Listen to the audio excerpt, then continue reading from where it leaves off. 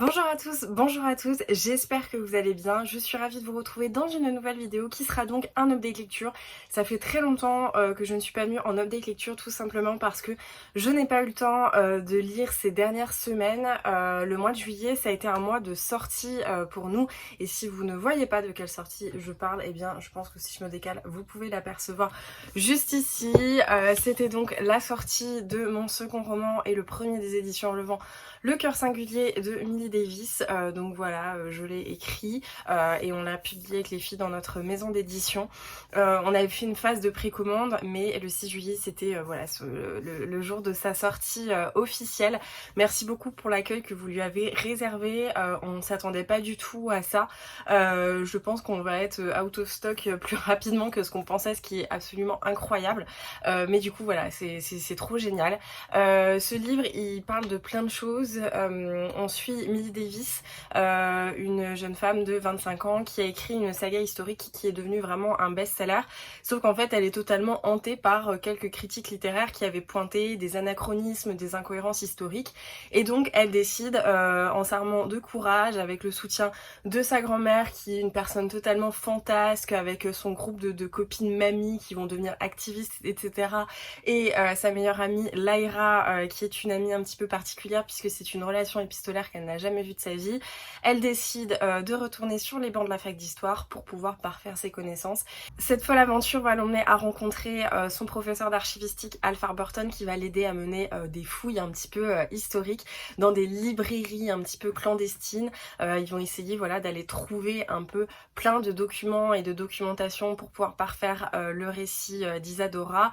Et dans toute cette histoire, ça va l'emmener en Écosse, presque dans les pas de Corag et d'un bûcher sous la neige. Ça va l'emmener voilà, dans cette librairie clandestine, dans des salons de thé. On va parler d'amitié, de liens familiaux, on parle aussi d'amour, de maternité, on parle vraiment de plein de choses. C'est un roman qui me tient beaucoup à cœur parce que il y a véritablement une part de moi dedans. Ça avait été une grande question quand mon premier roman était sorti, Amour, gluten et sororité, de savoir si c'était moi, etc.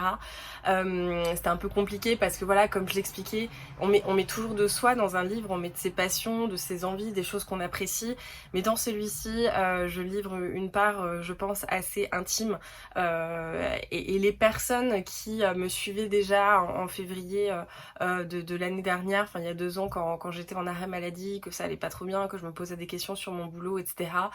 Et je pense que voilà, vous comprendrez que j'ai écrit ce livre à ce moment-là et qu'il y a plein de choses voilà, très sensibles. Et puis en fait c'est aussi toute une ode à l'écriture, à la littérature, au confort des livres et à tout ce pourquoi nous qui sommes sur la sphère booktube, qu'on y participe, qu'on le visionne, donc ce genre de choses, toutes ces petites choses qu'on apprécie, ce petit rituel de se faire un thé, un chocolat chaud, un café, et de plonger dans un livre pendant plusieurs heures et de se sentir hyper à sa place et d'avoir l'impression de pouvoir voyager comme ça d'univers en univers et de retrouver comme ça du réconfort dans les mots des autres.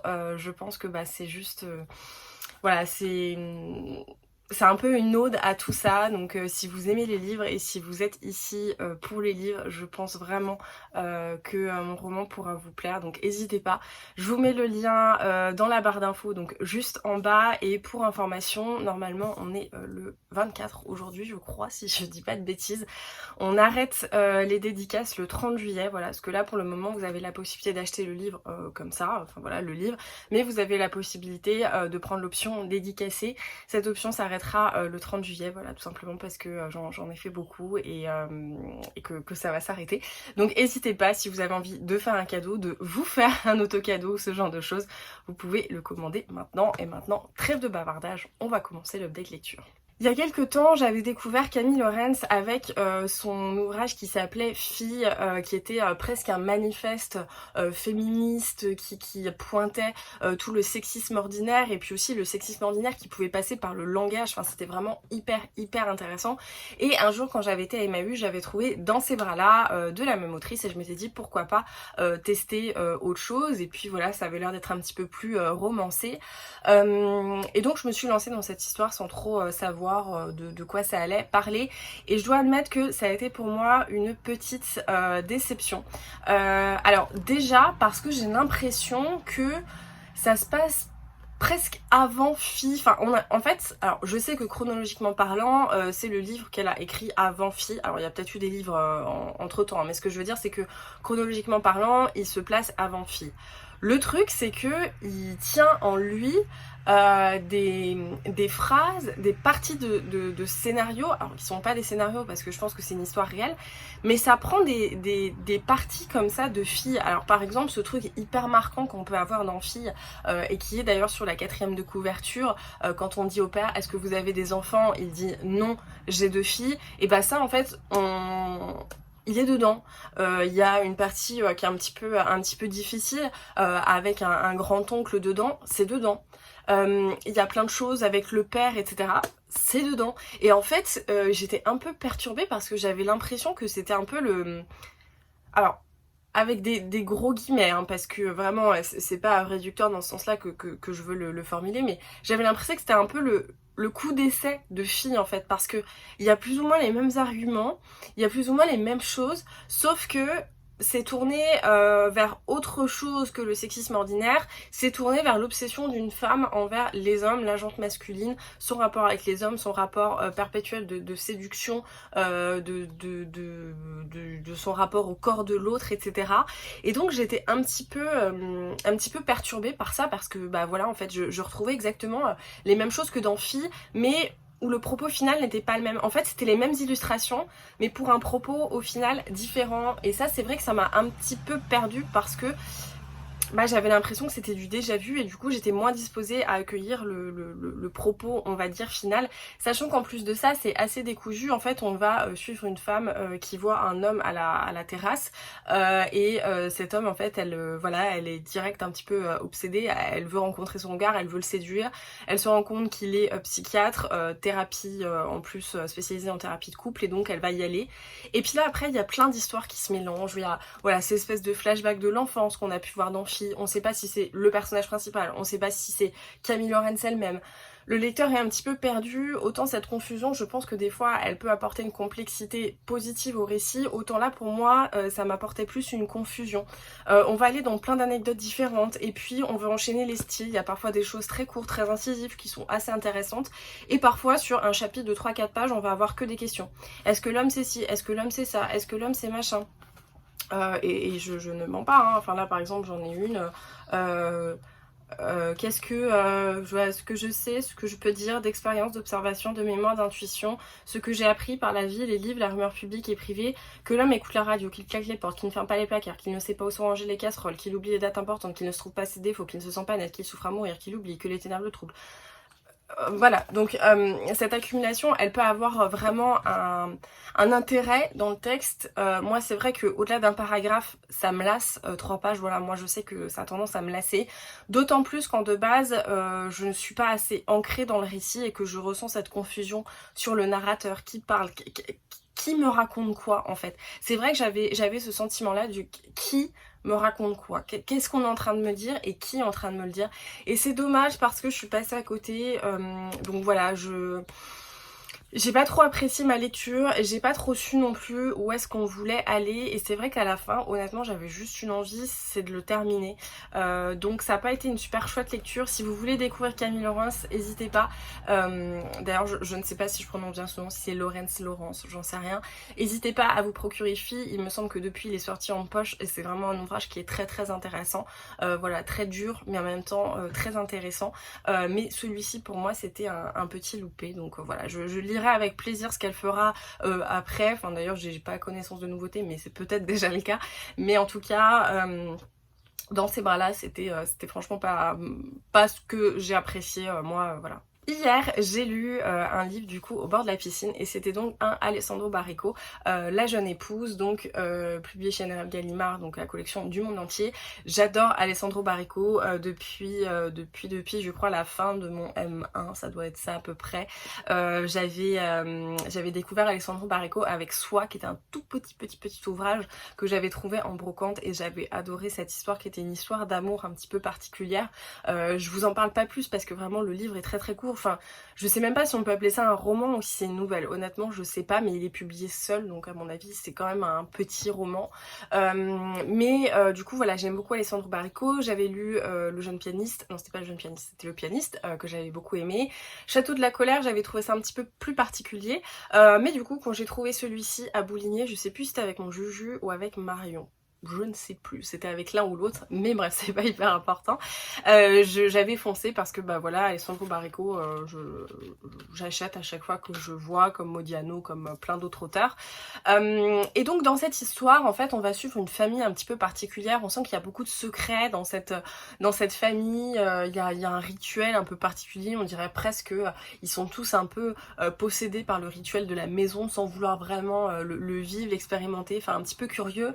Et donc un beau jour arrive une jeune femme, la jeune épouse, qui attend du coup d'épouser le fils, mais le fils il est parti ailleurs, je crois, voilà, il est soit en Angleterre, soit en Amérique, enfin bon bref, je ne sais plus, il est pas là en tout cas, et donc elle va rester quelques temps dans cette famille un petit peu bizarre, où elle, on sent que déjà elle est un peu bizarre de base, mais donc la jeune épouse, qui n'a pas de prénom, va rentrer dans cette famille, découvrir un petit peu le rituel, et il va se passer des choses un peu particulière en fait. C'est c'est une époque où les jeunes filles avant de se marier elles n'ont pas vécu grand chose, et donc elle va avoir une sorte d'initiation à la sexualité par d'une part la fille, donc celle qui sera sa belle-sœur, et la mère, celle qui sera sa belle-mère, donc un peu quand même un peu particulier, et donc voilà, il va y avoir un peu cette histoire de famille, le fils ne revient pas, et patati patata, il se passe alors, je vais pas dire qu'il se passe plein de choses, mais bref, le récit s'enchaîne, je pense que c'est plus pertinent de dire ça, on va apprendre voilà, des petites choses sur la famille, sur surtout les liens familiaux un petit peu particuliers qu'il peut avoir, et les personnages qui composent ce tableau familial, et donc à côté de ça, on a, un peu comme dans le Camille Laurens, une espèce de, pas de double narration, mais en fait on a une structuration qui est très particulière, parce que des fois on se disait mais qui parle ? Parfois, on commence le paragraphe où c'est la jeune épouse, elle était en train de vivre ça, et là d'un coup, elle fait « m'exclamais-je » Et là je me dis « mais attends, elle parle d'elle à la troisième personne ?» Et ensuite elle reparle d'elle à la première personne. Qui parle? Je ne sais pas. Sauf qu'en fait derrière tout ça, il y a un processus de création et d'écriture. Et pareil, de cette même manière, on sent que c'est un processus créatif qui s'écrit, que le récit est en train d'être travaillé par quelqu'un. Le truc c'est que je ne savais pas qui, je ne savais pas quand c'était le cas, quand ça ne l'était pas, je ne savais pas si c'était parfois un peu imagé, qu'on donnait la sensation que l'auteur se perdait dans le personnage qu'il était en train de décrire et que du coup c'était lui qui prenait sa voix, etc. Franchement, j'étais perdue de chez perdue, et je me suis dit vraiment c'était pas un livre à lire au bord de la piscine, peut-être que c'était pour ça, peut-être que voilà je suis passée à côté à cause de ça, et quand j'ai voulu le noter sur Goodreads, je me suis dit mais c'est peut-être la première fois que je vais mettre un 2/5 à un Alessandro Baricco, comment ça se fait, etc. Et en fait j'ai vu que l'avis des gens était unanime, que ça les avait perdus, que ce côté un peu travail sur l'écriture et sur la naissance d'un récit au final venait apporter une confusion énorme à ce récit. Et c'est vrai que voilà, j'étais un petit peu perdue, pourtant il y avait plein de choses qui pouvaient m'intéresser à première vue. En fait, cette jeune femme qui va rentrer dans cette famille où tous les membres un petit peu saugrenus, un peu mal assortis vont faire son éducation sexuelle, et qu'au final, en parallèle, on va avoir un peu toute une réflexion sur l'écriture, le métier d'écrivain, sur les livres, sur ce genre de choses.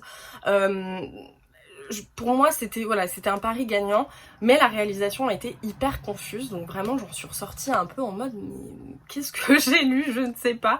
Là pour le coup le qui me parle de quoi, c'est pareil, je ne pouvais pas l'expliquer. Donc voilà, j'étais un peu déçue, de romans, de loupés, franchement c'était pas dingue. Donc comme vous le voyez, ça n'a pas été une semaine incroyable en termes de lecture. Je reviens pour un update lecture franchement pas très chouette, parce que voilà, c'était un petit loupé pour tous les livres. Je crois que j'ai mis 2/5 à chaque roman, donc vraiment pas dingue. En tout cas, ça m'a quand même donné envie de lire. Je me rends compte que dans mes semaines de fou, prendre un pavé pour le coup, c'est pas la meilleure idée, parce que à chaque fois que j'ai un petit peu de temps, je me dis mais de toute façon je vais pas avancer dedans, donc je vais pas le lire, donc trouver des ouvrages un petit peu intermédiaires comme ça en termes de longueur, je pense que c'est le calcul le plus stratégique, parce que vraiment j'exagère pas. Je pense que ceux qui me suivent en vlog bah voilà le voient un petit peu, et encore je parle pas de tout, mais j'ai des journées qui sont très très longues, très épuisantes, et le soir parfois c'est vraiment le chaos technique quoi. Je ferme l'ordi à 21h, à 21h30 je dors, donc voilà, en ce moment j'ai pas trop le temps, et c'est pas par faute d'envie. Si jamais vous avez un livre que vous avez lu dernièrement, une nouveauté, même si c'est un grand format ou autre, mais un truc, un livre comme ça qui vous a embarqué, vous avez plus du tout envie de retourner dans votre réalité, que vous n'arriviez plus à, voilà, à sortir, à fermer ce livre, n'hésitez pas à me le dire dans les commentaires, que ça soit un feel good, que ça soit une petite rom-com d'été, enfin un truc bien sympathique, vraiment. N'hésitez pas à me dire quel a été votre livre, enfin le plus page turner de l'été. J'aimerais trop en lire un, ça me ferait du bien comme ça, un truc très rapide. Enfin voilà, donc j'attends vos commentaires et vos petites suggestions. En tout cas, merci beaucoup d'avoir regardé cette vidéo. Comme toujours, si vous voulez soutenir mon travail, n'hésitez pas à mettre un pouce, à mettre un commentaire, à partager sur les réseaux sociaux et à vous abonner si ça n'est pas déjà fait. Et en attendant la prochaine vidéo, je vous embrasse, je vous souhaite de très bonnes lectures et je vous dis à très vite.